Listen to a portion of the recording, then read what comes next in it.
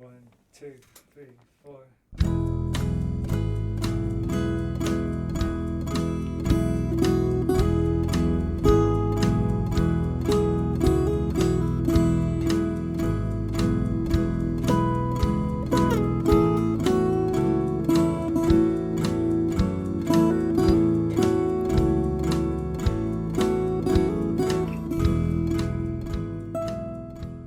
You are listening to SKYLIT, the SKYLIT Books podcast.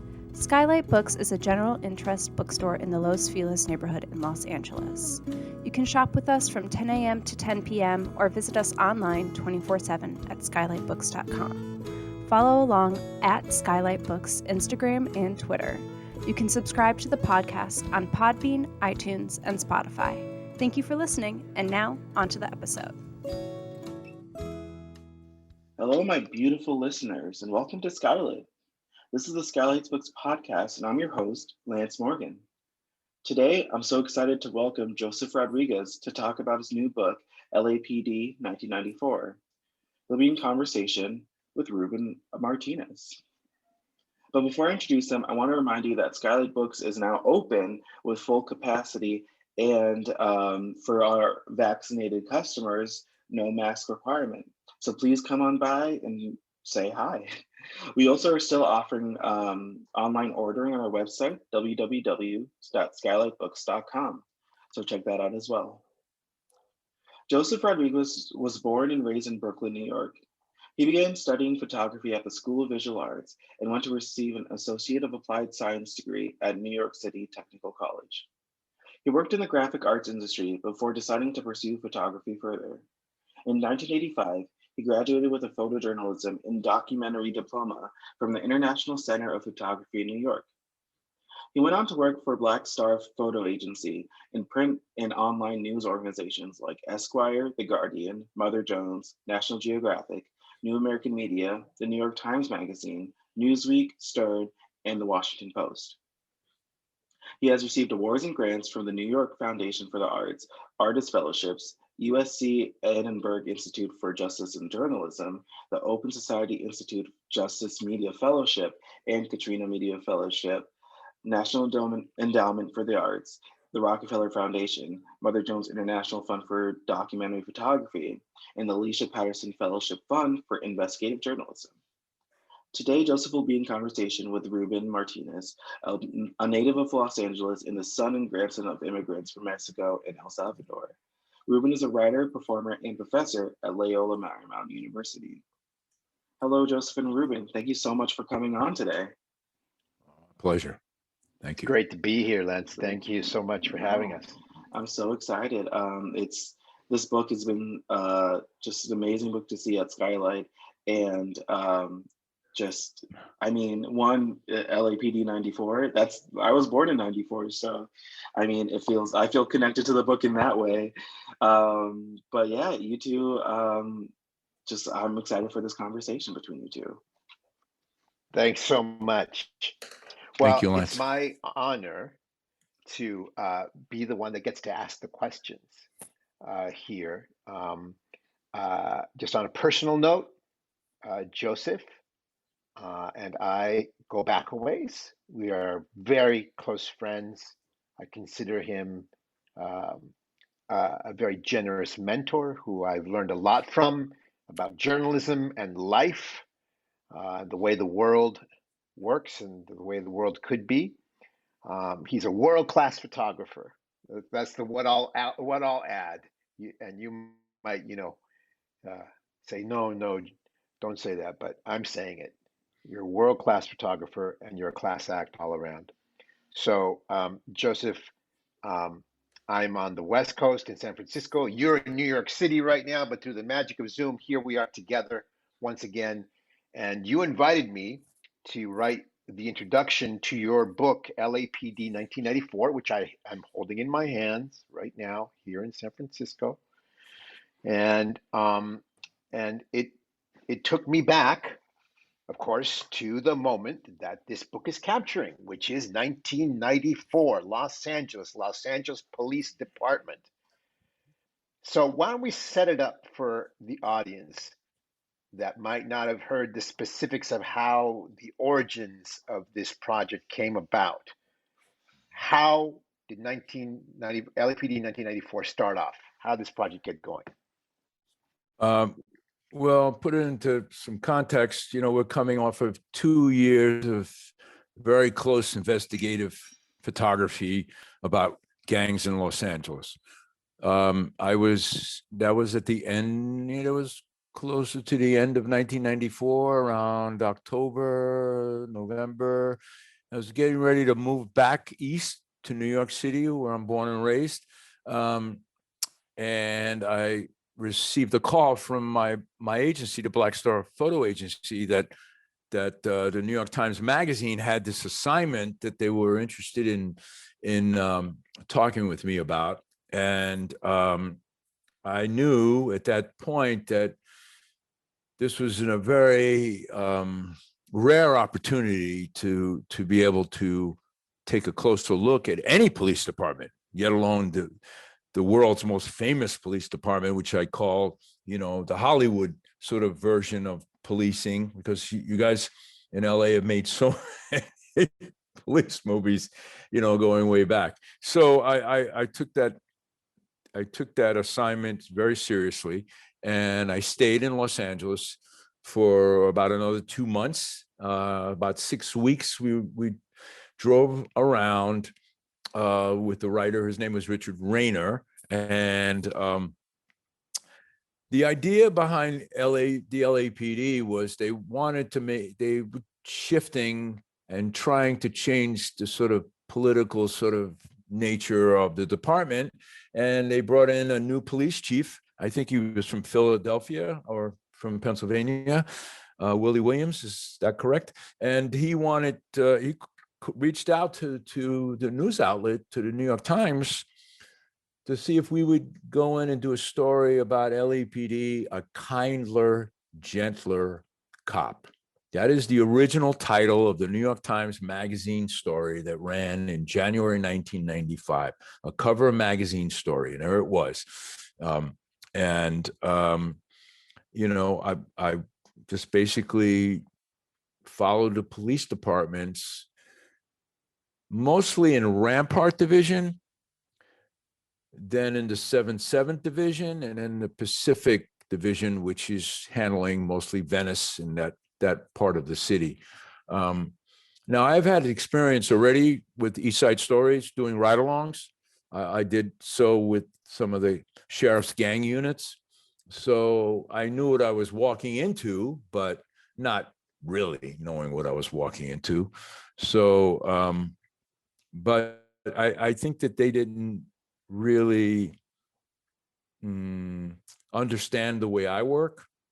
I was the kind of photographer that you started at 4 a.m., I was there at 3:30 a.m. You started at 4:30, 5 o'clock in the evening, I was there at 5 o'clock in the evening, and worked throughout the night. I mean, I remember, it was like 4:30, 5 o'clock, end of shift. We go to Rampart Station, and, this is where the hard work of policing becomes a real sort of big headache. It's called writing the reports. And those guys back then, there was no computers, so everybody was typing on IBM typewriters, right? And that would go on for hours before these guys would even leave the station. So I thought that was interesting to really look at all the aspects that they would allow me to see. So I just was on it. I didn't sleep for 6 weeks, folks. I just did not sleep.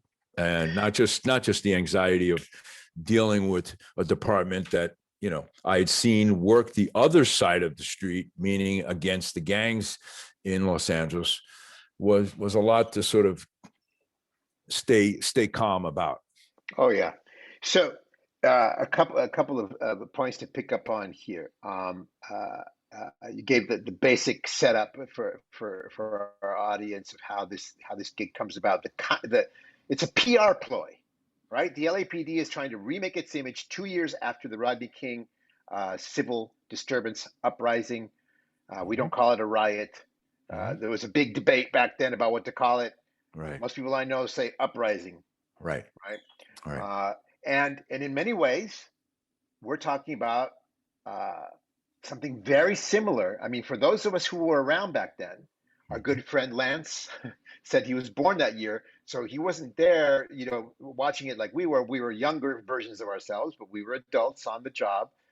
And for those of us who were there, when we saw George Floyd this last year, both the video and the uprising that followed it, boy, that shook up a lot of memories, brought up a lot of memories for people who had been around, just like 1992 brought back memories of people who were around for 1965, or for the Newark riots in 67, or for the riots at 68 after MLK was assassinated.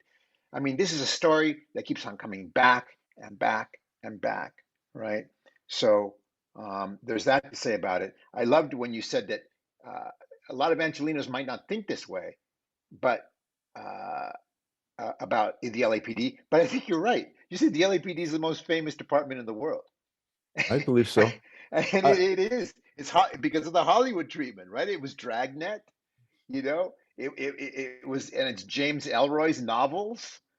It was that the great movie made about James Ellroy's novel, L.A. Confidential. LA Confidential, primo. Movies in the 90s, 80s, and 90s like Colors and Boys in the Hood, and the LAPD shows up in film big time because of Hollywood. So it is a department that has had its own PR machine going on. Dragnet was like, the height of the old school presentation of it.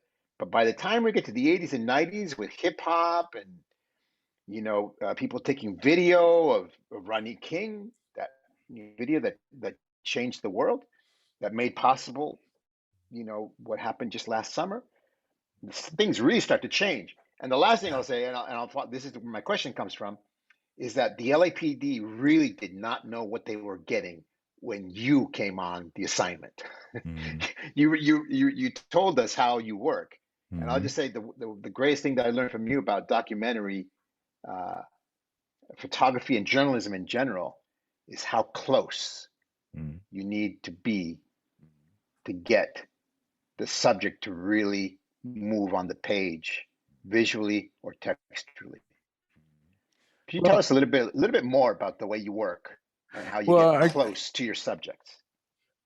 Well, I grew up with what our New York newspapers back then would call muscle journalism.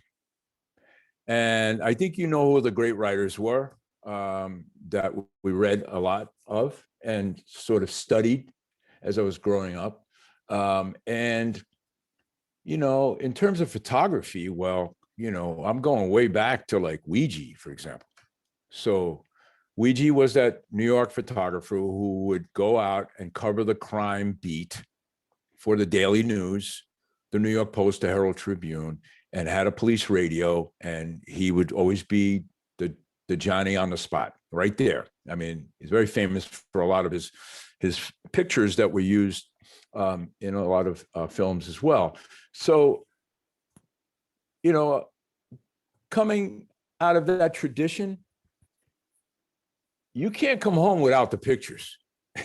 Just like you can't come home without the story, And I think like Pete Hamill, a very famous writer and editor, would always school us, especially us younger sort of wannabe journalists or younger wannabe photojournalists. If you weren't there, then and you didn't have the pictures, then goodbye. So there I was, and I knew what was in front of me, and this was nothing to laugh about. So every single moment that I was able to arrive on a crime scene, for example, I give you one example. There was a press officer who was taking me on a tour of MacArthur Park.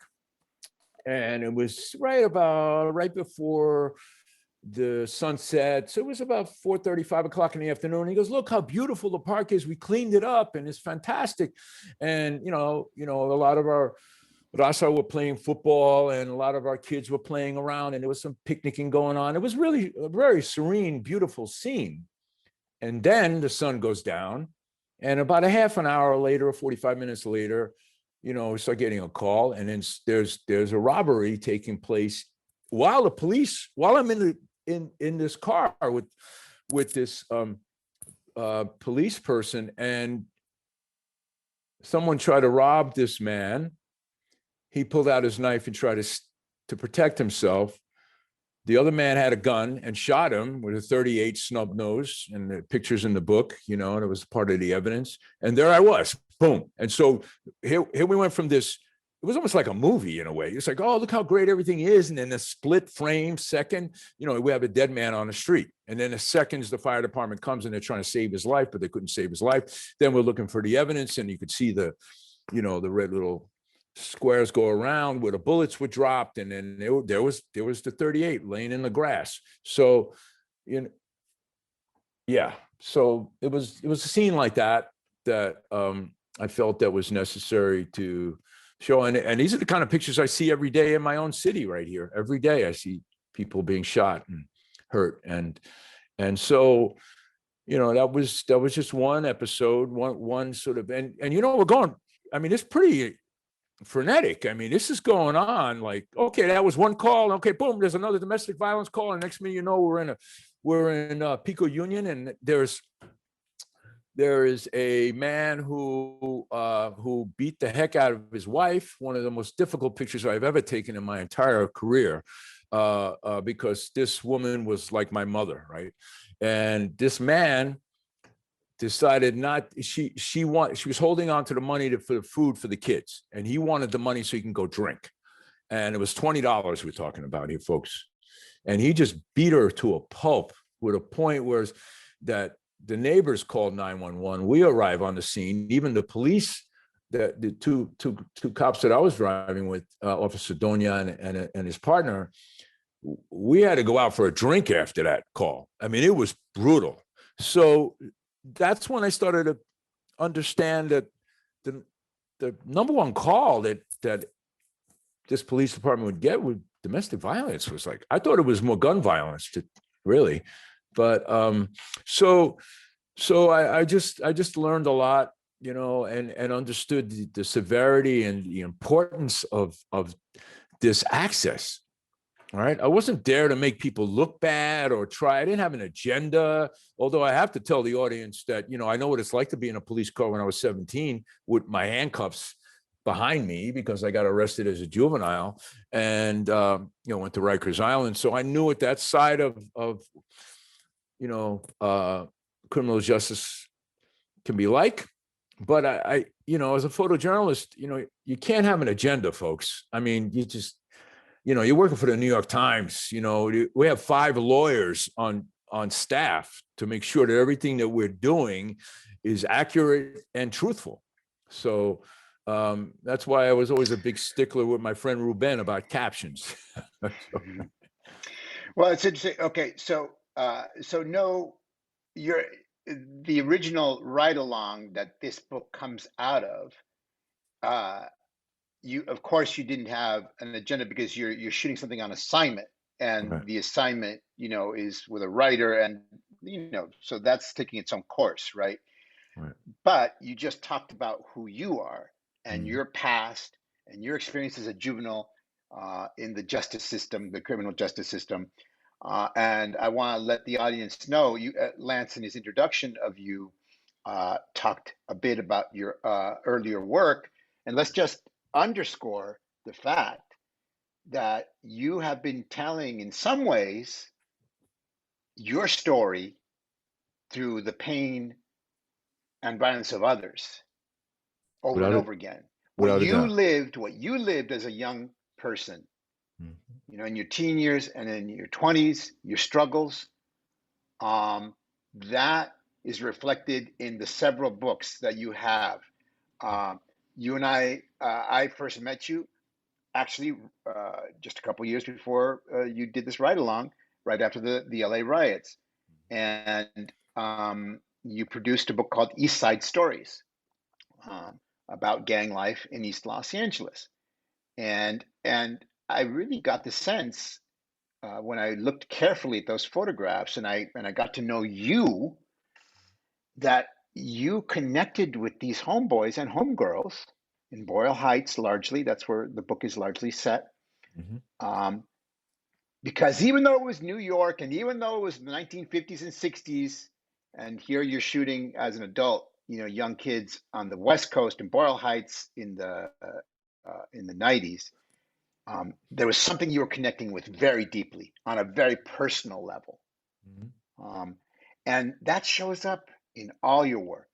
That's I think the thread that connects your first book of photography, Spanish Harlem, and goes all the way through to LAPD 1994. You've been looking at kids and justice or injustice, as the case may be, your entire career. I don't know if that sits with Well, I think it's what you see important I yourself, but think, that's the way I see it. no, 100%. I mean, the journey was very hard as a juvenile, and my family history, wasn't easy either. I had a stepfather who was a drug addict, and the domestic violence and the all of that stuff that I had to sort of constantly live with, and so trying to get rid of all that pain and suffering. What does a young person do? Try to blank it out through sex, maybe through money, maybe through drugs, maybe through alcohol. So I got hooked on heroin, and that became a huge battle for me to sort of change. And photography was that beautiful thing that happened in the crossroads of my life, where there was one African-American photojournalist who was teaching a workshop in Brooklyn in Bed-Stuy, and I took this class, and it just opened up my just my head. I wasn't serious about photography. It was just an amateur. I was an amateur, and I enjoyed taking pictures of my family and my neighborhood, and so it created some kind of an anchor for me to understand that there's another way, Joe. There's another path for you. There's something else you can do here.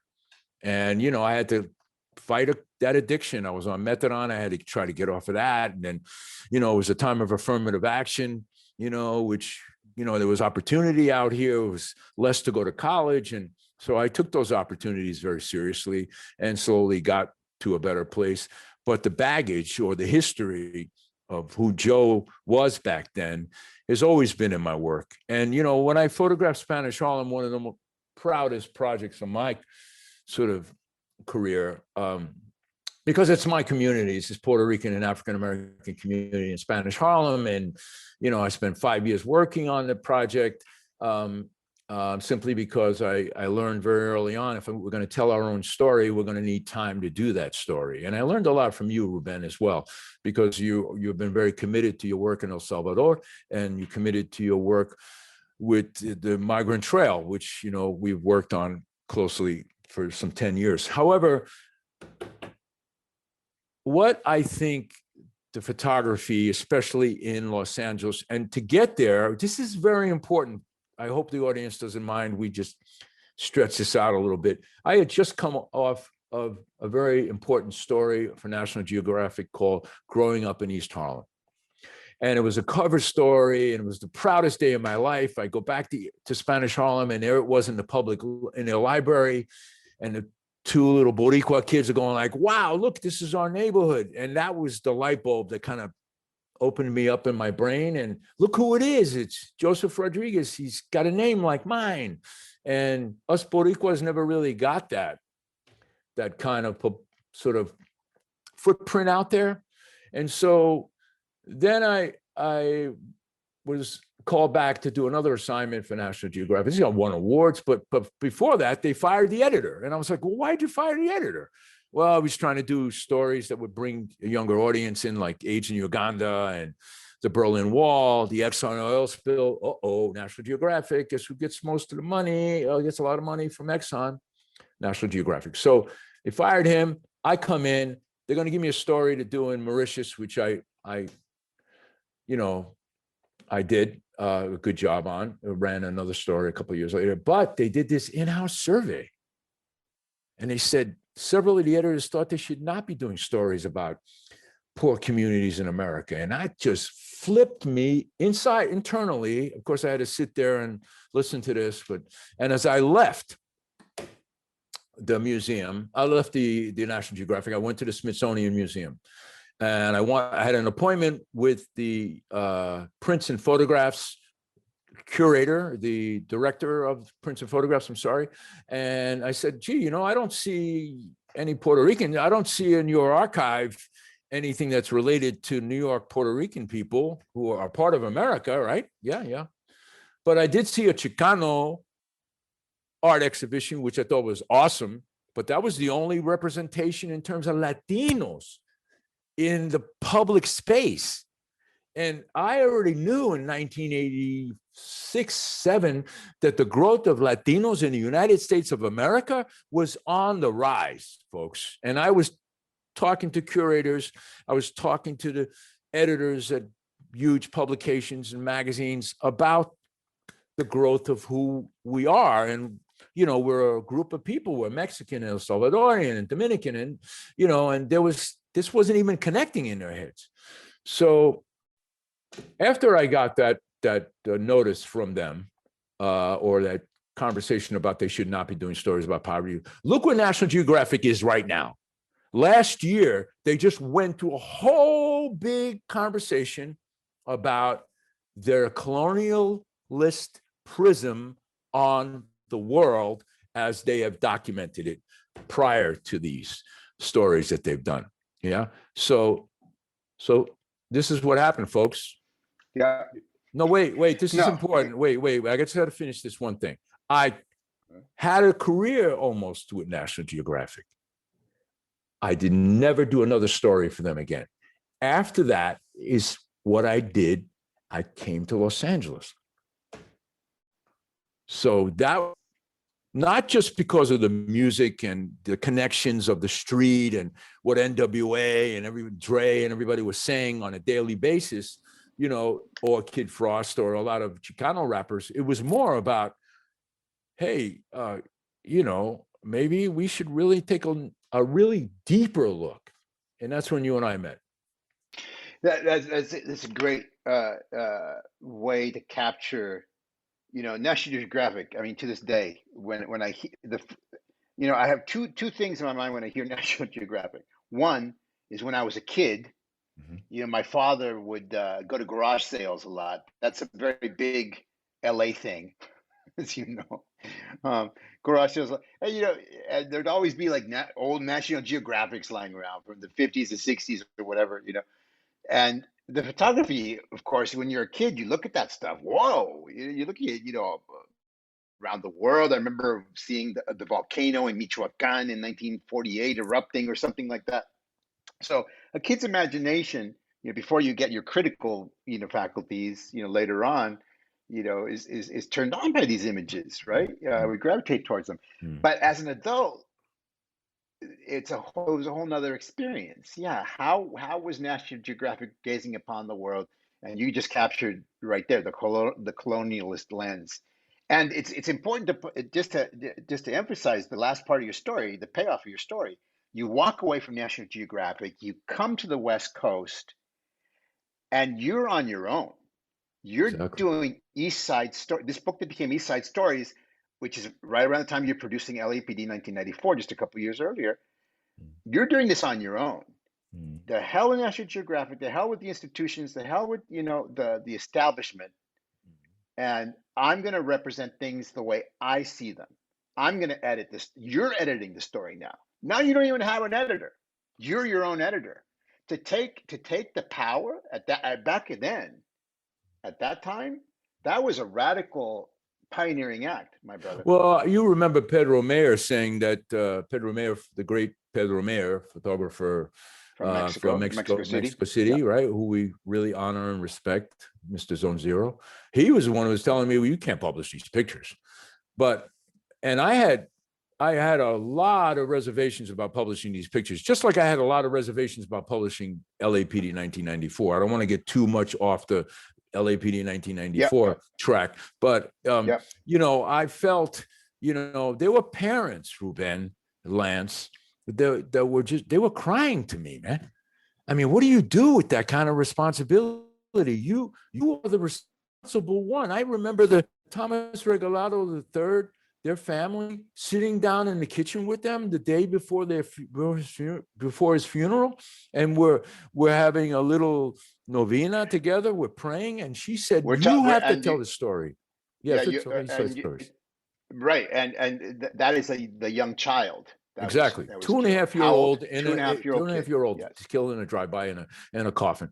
But, that responsibility, I didn't necessarily want, Ruben. But, when it was handed to me, I could see that all I was hearing from a lot of folks was that you're not like LAPD, you're not like Los Angeles Times. You don't drop in and just leave. I said, no, I don't drop in and leave because, that's just the way I work. I'm just like a turtle. I like to work slow and like to get to know people. I want to taste your tacos. I want to be with you. I want to be there. So when I was working with LAPD, that's a totally different experience. It's really on spot, really sort of on spot journalism. Things are happening in seconds by the minutes. But because we had this experience already within the Latino community in Spanish Harlem, within the communities of Los Angeles, it was pretty easy to see, I mean, it's just about luck and the right moments, but, yeah. So you got to remember that there were a lot of guns on the streets in 94. ATF was brought in with LAPD to try to do something, to take some of those guns off the streets. And we're doing that right now. It's the same thing here in New York. Jesus. Right. And so let's focus on LAPD. Remember, we're talking about 1984. Got the book open here before me, looking at the pictures again. I mean, this is a radical immersion in violence and pain. It's difficult to hold, and yet it's so important. You said you were struggling in East Side Stories with presenting certain images. You and I had conversations about certain images here, very difficult images. Do you reveal it or do you not, right? What goes into the decision to pull back? What is too much in terms of violence and suffering? Is there too much? There probably is a line, right, that you have to draw for yourself and your audience. I can't go, you can, reveal just enough, but allow some space for, because ultimately for humanity, for humanity, to say, okay, this is a city in pain, but it's also a city that's finding itself, that's revealing itself, that is undergoing a transformation. It's not like LA has taken care of all of its problems. We know that the LAPD keeps on making mistakes over and over and over. Kerry McWilliams, the great Southern California historian, in the 1940s, in a book called North from Mexico, said the LAPD can always be counted upon to repeat its mistakes over and over and over. It just doesn't learn the lesson, and maybe it doesn't learn the lesson because it doesn't want to. Maybe because it's a power. It's keeping a certain power structure in place, right? Now that power structure was shaken to its foundations last year with George Floyd, just like police departments across the country and in some cases around the world. But what you're capturing here is the beginning of kind of like the reckoning with that. Well, so back to that question: what do you how far can you go in revealing pain and suffering, and what's the line that's too far? Yeah, well, I already been somewhat of a war photographer prior to photograph. I was in Southeast Turkey for the first Gulf War. I covered war violence in Southern Africa, in Mozambique. I photographed in Romania after Ceausescu with all of the terrible orphanages that were there.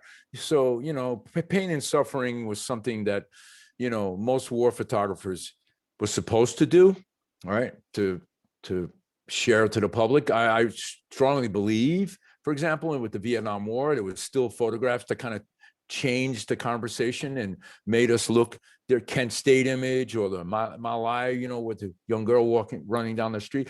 I mean, you know, we can shy away from all of that and close our eyes in today's Instagram world and say, oh my God, we don't want to see that. It's too pain and suffering. But what happens, and I've seen this in real time, when you're living in a dictatorship, and we almost had one, folks. I don't want to even go there with whose name, whatever, but we almost got there, you know, where when you're in a dictatorship, you know, the truth is not to be shared, you know. So I think we're in as a democratic society, sometimes we have to look at the world, you know, not too much of it, obviously. The line is drawn right here. I am not a photojournalist working in Tijuana.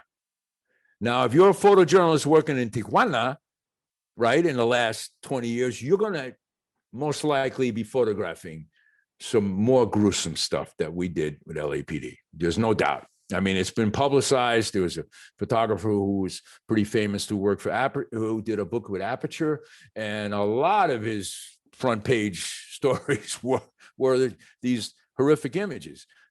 You know, there's only so much a human being can take, but I don't think, I mean, and I truly believe that right now we're living in the age of interruption. There's just too many problems coming down on the world. However, when I come down to a very simplistic way of looking at this, these are Salvadoreños, these are Mexicanos, these are Boricuas, these are Dominicans, these are the families that suffer a lot. African-American families. I mean, look at it now.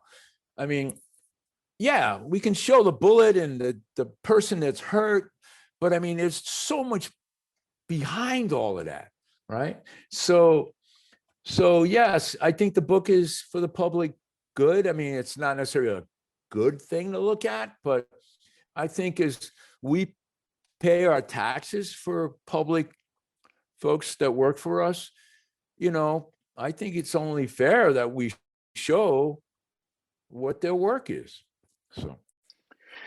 Yes, well, they're tough decisions to make. They're deeply ethical decisions, and you know, I've got you know, not every image in the book is pain and suffering. There's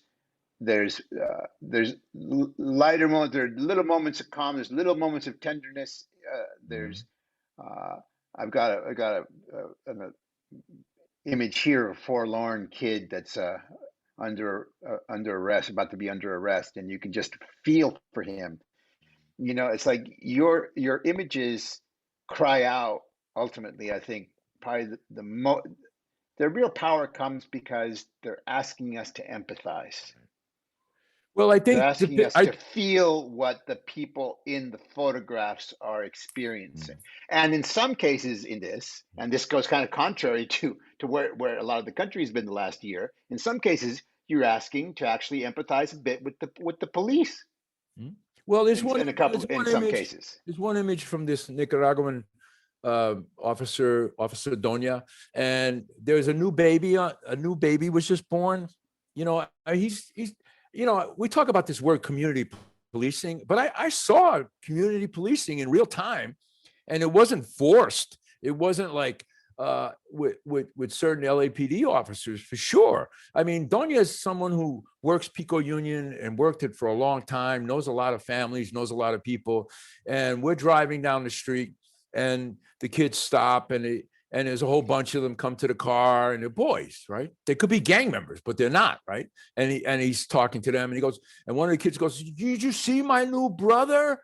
And so he brings the little baby to him, right? It was almost like a politician's moment of a press picture where, you know, holding a baby, but I could see the tenderness that's there as this officer is holding this baby, you know.